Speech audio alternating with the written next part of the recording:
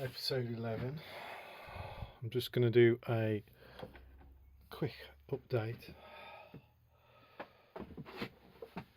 I've sort of finished this thing now, the foam body. I don't really see much point in going any further with it.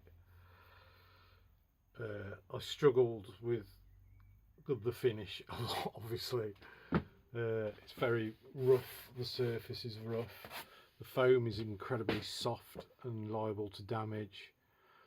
I've already broken one of the pillars there, just driving it around, rolled it over and it smashed. But I've glued it back together. I've reinforced it with a bit of the high impact polystyrene sheet. I did fill the gaps with regular polyester filler, like Bondo or whatever you're calling it, car body filler. But it's harder than the foam, so it's difficult to sand it down without causing more damage to the surface of the foam. So I've kind of given up on that really, and I just can't invest any more time in this shell. So I've started on the next one, which will be made to a much higher standard and feature a lot more detail, but it'll be pretty much exactly the same size and shape as this one, although I've noticed that these flares need to so it's small detail, but they need to sort of chamfer into the bodywork a bit more at the front there. So anyway, this one's kind of done now. It's given me a good idea of how the other one's going to look when it's finished. Another thing was that I realised having made this one is that the dashboard is far too far forward, so I've moved that back this afternoon. I've just removed the plastic sort of cover, bent the brackets back a little bit. I've made some new gear levers. Let me just take the cover off, I'll show you. Let me show you its features. Just get in there with the camera a little bit. I like the way it fastens on. It's just got a clip there that goes into a slot, and that holds it on, makes it nice and easy to remove. Obviously you have to have a removable roof, so that's what I've got. Right, let's just go down to the dashboard area. So I've let's just plug it in as well, not forgetting to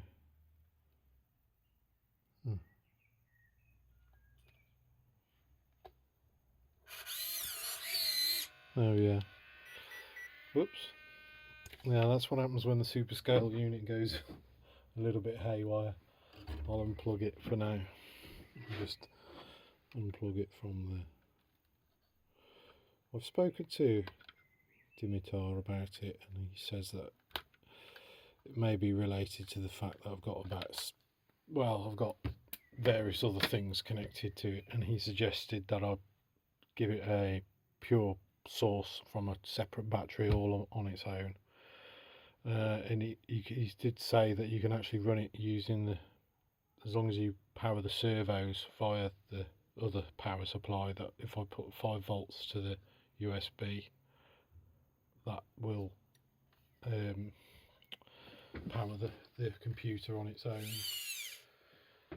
So I might do that, but I've also thought about just getting a separate battery. I noticed that Matt on the Scale Builders Guild, his model that he built using the super scale, he had a separate battery that powered the unit on its own. I think it was a sort of a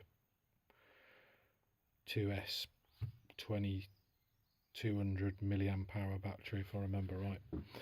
Anyway, so a few more things I've done today. I've switched around these control wires for the shifters. I've made these shifters, instead of being straight up there now, I've made some new arms altogether, so they're like a swan neck type shape. or dog leg shape.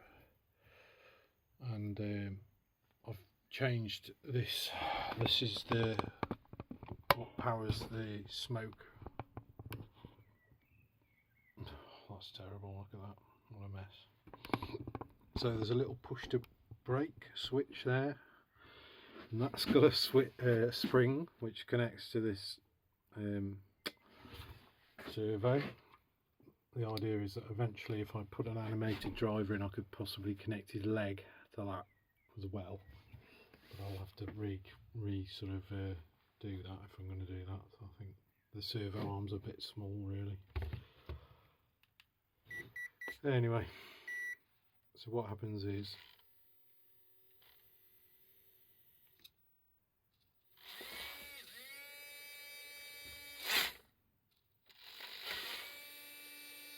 when you can hear that motor running, and that's the smoker, and that's the 6-volt supply driving that. I'll just push that down. That's not meant to ever go that far up, to be honest.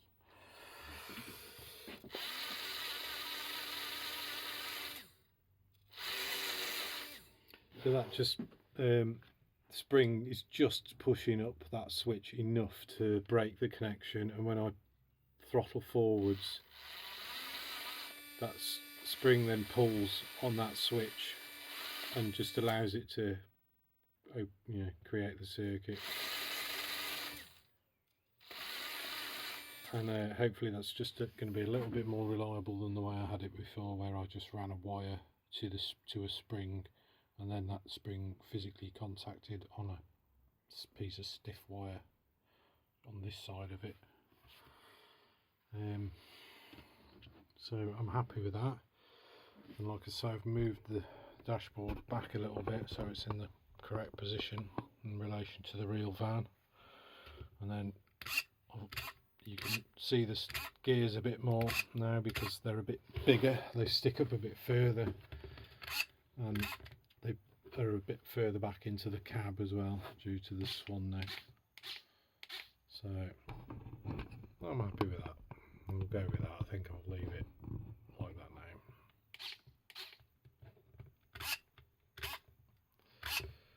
I mean, it's not like scale accurate or anything like that, but that's fine. What else?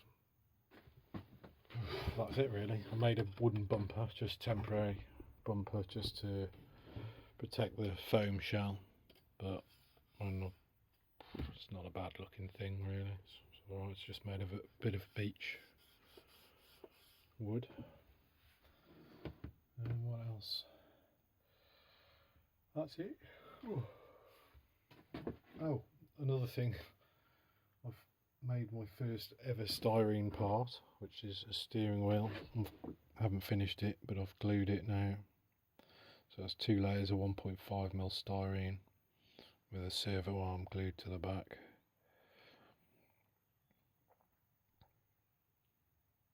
Needs sanding and shaping,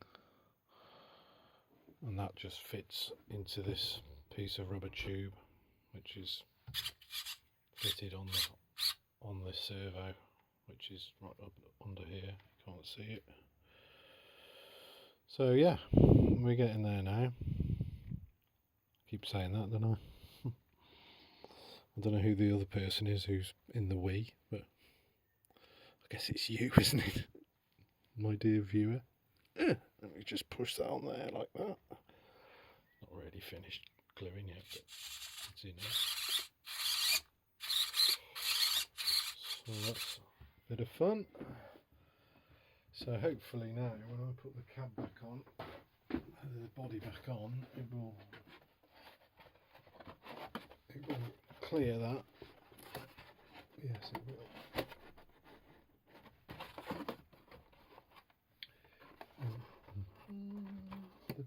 Come on, you want just get one there now for me.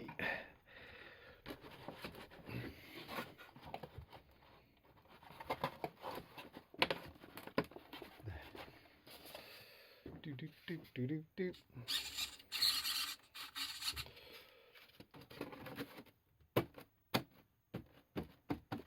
Here we are.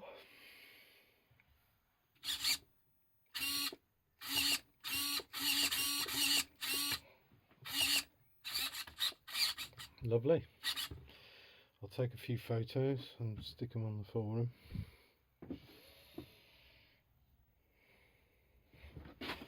The question is, will that steering wheel interfere with the windscreen? Probably.